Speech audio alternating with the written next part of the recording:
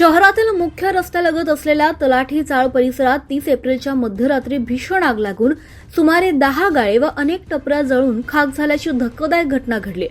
या आगीत अंदाजे 20 लाखांहून अधिक नुकसान झाल्याचा प्राथमिक अंदाज व्यक्त करण्यात आला असून संपूर्ण शहरात खळबळ उडाली आहे। मिळालेल्या माहितीनुसार नगरपंचायतीच्या मालकीचे एकूण 39 गाळे तलाठी चाळ परिसरात असून रात्री सुमारे 12:30 ते 1 वाजण्याच्या दरम्यान एका गाळ्यातून धूर निघताना दिसून आला। काही क्षणातच आगीनं विक्राळ रूप धारण करत शेजारील गाळ्यांमध्ये झपाट्यानं फैलाव केला।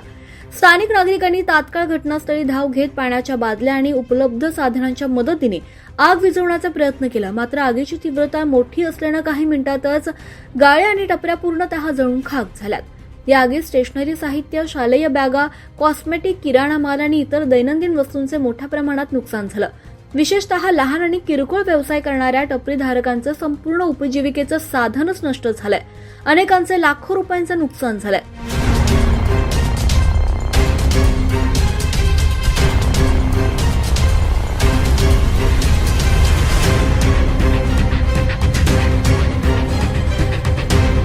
घटनेची माहिती मिळताच महसूल प्रशासन घटनास्थळी दाखल झाले।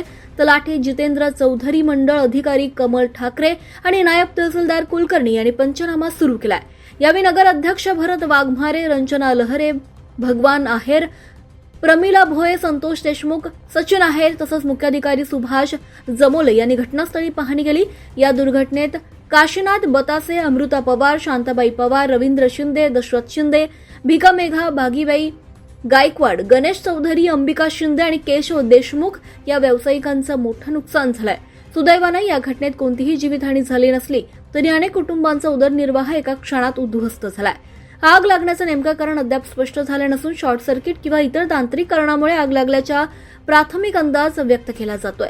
प्रशासनानं सखोल चौकशी सुरू केली असून भविष्यात अशा घटना टाळण्यासाठी आवश्यक उपाययोजना करण्याचे संकेत दिलेत। दरम्यान या घटनेनंतर शहरात अग्निसुरक्षेच्या उपाययोजनांबाबत गंभीर प्रश्न उपस्थित झालाय। अनेक ठिकाणी अग्निशमन यंत्रणा नसणे, निकृष्ट विद्युत वायरिंग आणि अरुंद जागा यामुळे आपत्कालीन परिस्थितीत अडचणी निर्माण होत असल्याचं नागरिकांचं म्हणणं आहे। नुकसानग्रस्त व्यावसायिकांनी शासनाकडे तातडीनं आर्थिक मदतीची मागणी केली आहे। आमचा सर्व व्यवसाय या आगीत नष्ट झालाय, पुन्हा उभं राहणं कठीण झालंय। सरकारनं त्वरित मदत करावी अशी भावना पीडितांनी व्यक्त केली आहे।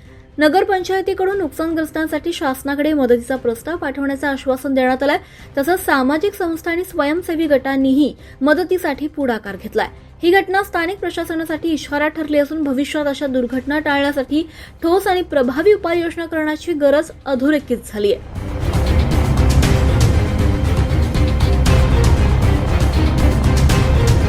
Bureau report 24 live Maharashtra, Surgana, Nashik.